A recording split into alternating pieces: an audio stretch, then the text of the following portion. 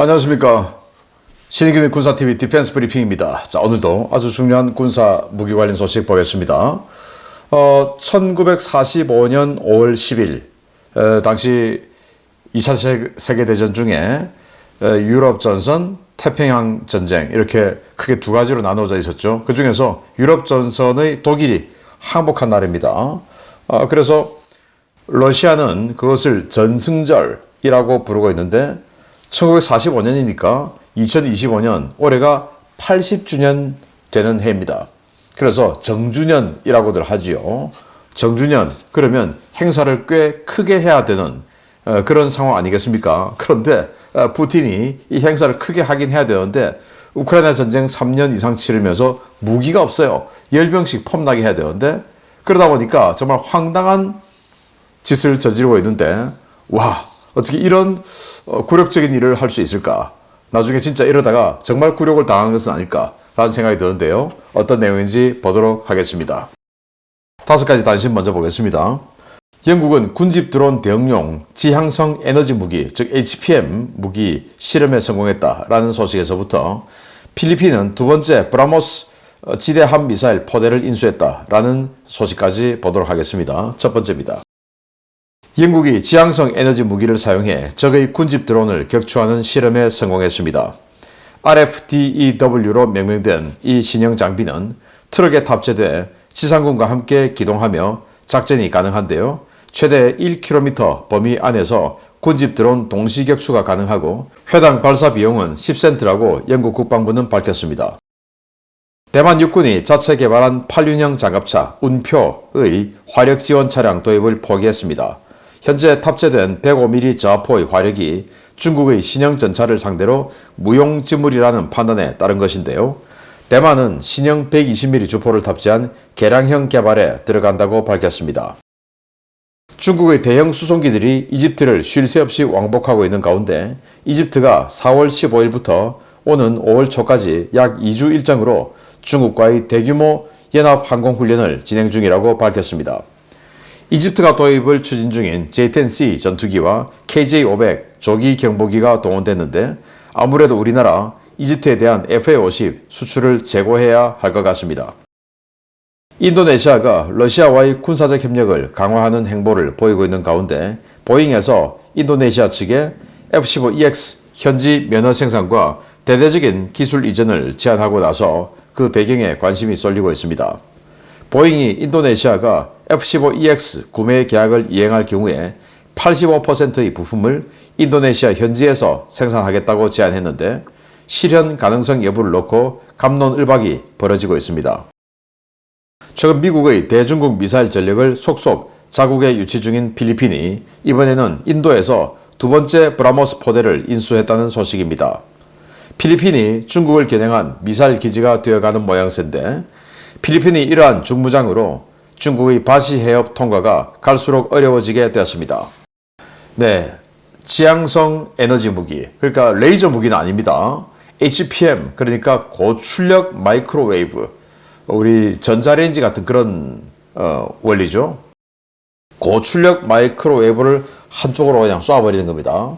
그러면 전자레인지 안에다가 뭐 쇠땡이 같은 거 집어넣으면 그 마이크로웨이브에서 뭐 불꽃이 튀고 하지 않습니까? 그래서 그렇게 HPM을 쏴서 해당 지역으로 날아오는 군집 드론들 하나하나 요격하기 힘드니까 이런 식으로 에너지 HPM을 쏴서 그 회로들을 다 태워버려서 떨어뜨리겠다라는 건데요.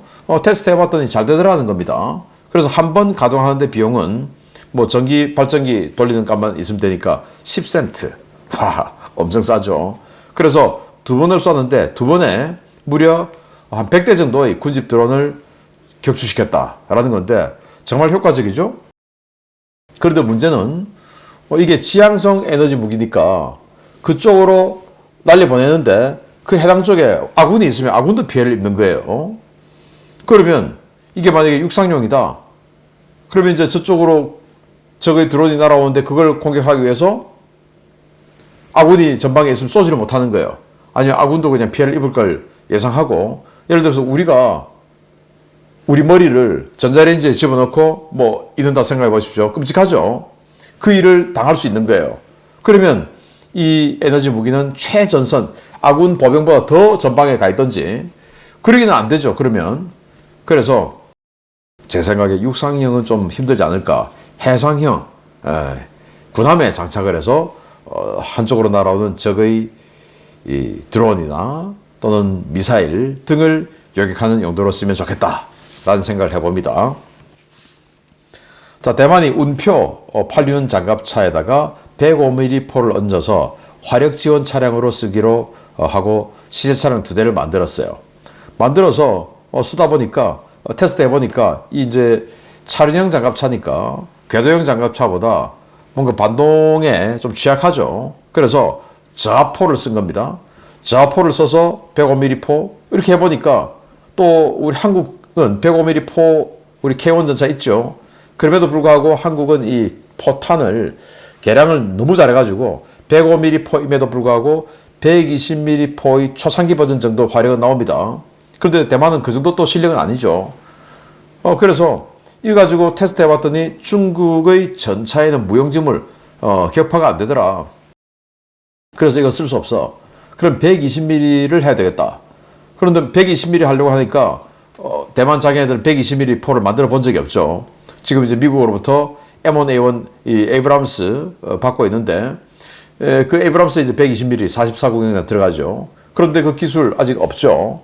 그리고 120mm 포가 들어가려면 이 차체의 반동, 이 제어 장치가 더 또 강해야 되겠죠. 뭐 그런 여러 가지 개량을 해서 중국의 전차에 뭔가 효과적일 수 있는 그런 화력 지원 차량으로 더 강하게 개량을 해야 되겠다. 그러지 않으면 이건 의미 없다 해서 이건 그냥 불가 판정 내려버리고 다시 120mm 버전으로 개발한다고 합니다.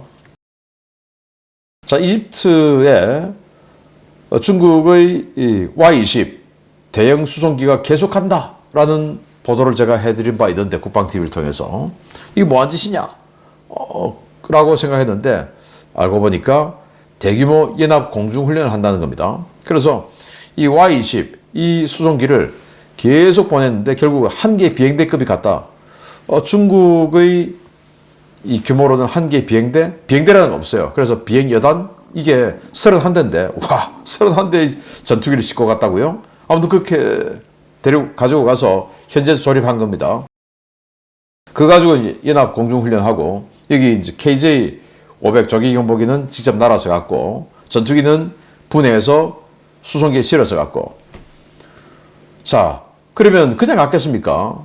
이 비싼 비용을 들여서 J-10C 전투기를 팔려고 갔겠죠. 그 홍보하러. 그런데 지금 주한 이집트 대사가 우리 FA-50 한 100대 사겠다 이렇게 이야기했어요. FA-50 100대 사는데 30대는 직구매 그리고 한 70대는 이집트 현지 생산 뭐 이렇게 이야기를 해서 와 100대 너무 좋아 이렇게 되는데 문제는 이제 중국이 이렇게 J-10C를 산다는 겁니다. 그러면 당연히 같은 국가 공군의 이 전투기들끼리 데이터링크가 돼야 되죠. 이 KJ-500 여기까지 살 것 같으면 그러면 조기 경보기와 전투기가 데이터링크 안 되면 안 되죠. 그런데 이 FA-50의 데이터링크 시스템 이거 미제입니다. 미제. 링크 16.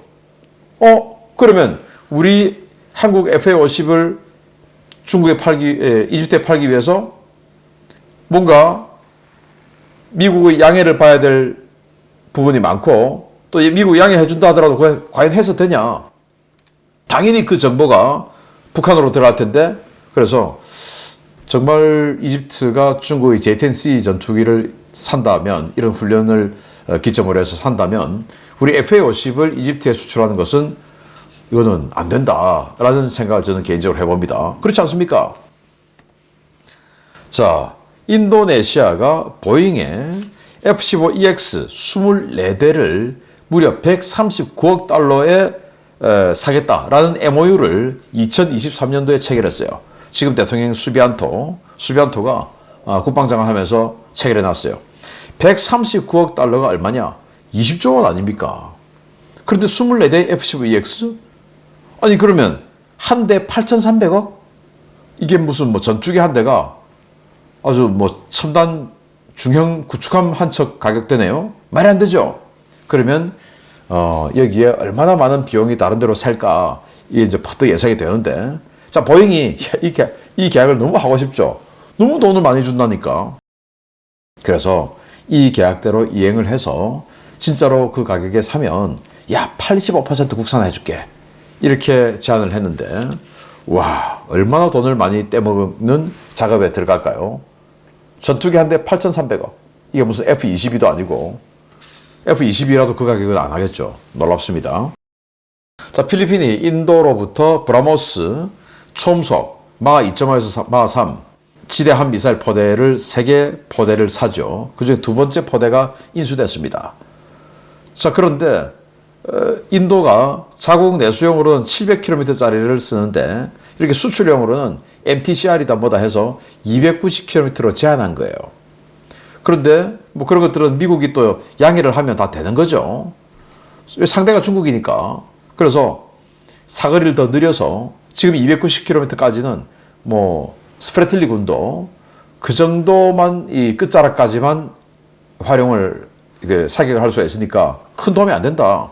그래서 인도 내수용 정도의 그런 사거리 연장형 그렇게 해서 총 9개 포대 도입을 하겠다라고 하는데 정말로 성사가 되면 이 중국의 남중국해에서의 이 폐악질이 조금 억제력을 가지게 될 것 같습니다. 자, 중요 소식 보겠습니다. 러시아가 오는 5월 9일 모스크바에서 대규모 전승절 기념식을 벌인다고 선언했습니다.